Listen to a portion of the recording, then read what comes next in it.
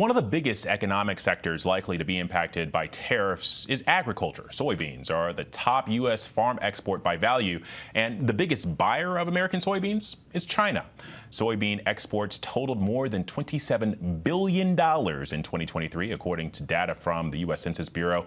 The overwhelming majority of those soybeans went to China, which President Trump has now threatened with tariffs set to take effect tomorrow. Soybean farmer Josh Gackle joins me now for more on all of this. He is also the chairman of the American Soybean Association. Josh, first off, thank you for your time, sir.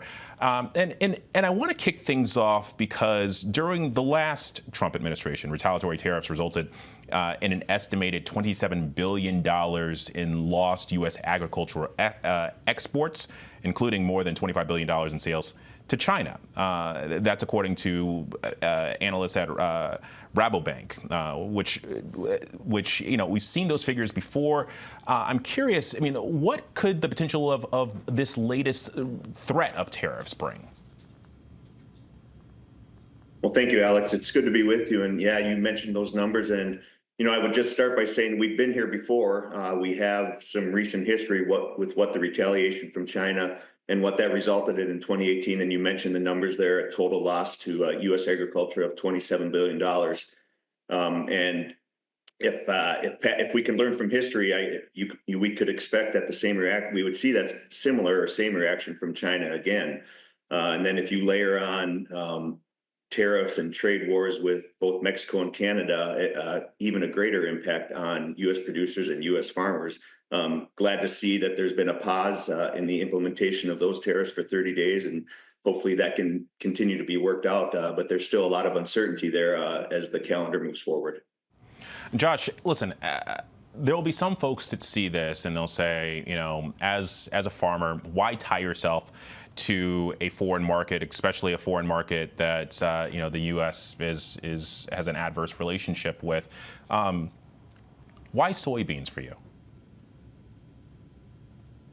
Well, in the example of China, China has been one of our most reliable and stable trading partners when not just soybeans, of course, that's our number one export market, but a number of other ag products as well. And that relationship has been, again, solid and stable for a number of years. It started to break down in the first Trump administration. And, we've started to rebuild that through certain agreements that President Trump put in place back then and continue to work on.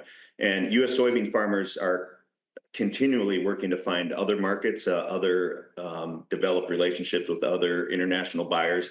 It's something that we devote a lot of time and energy and money to, actually, as farmers, and dollars that farmers invest. So we are working on that. But the China market is just so large, the population is so large, and their demand and their need for soybean, in the food that they're producing.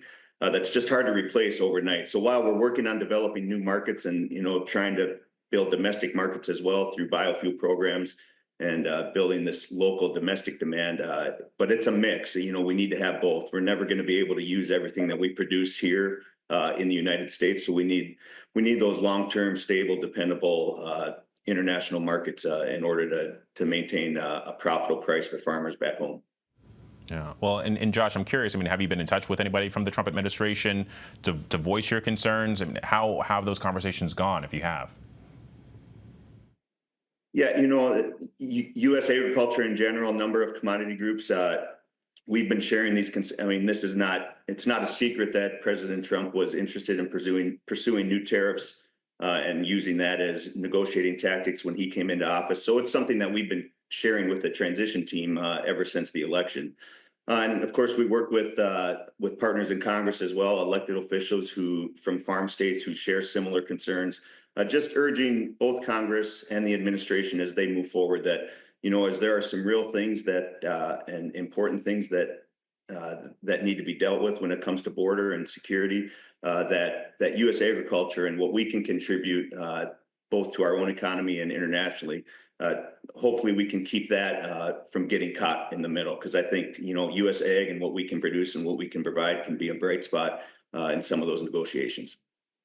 All right, Josh Gackle, I appreciate your perspective, and the best to you and your family, sir.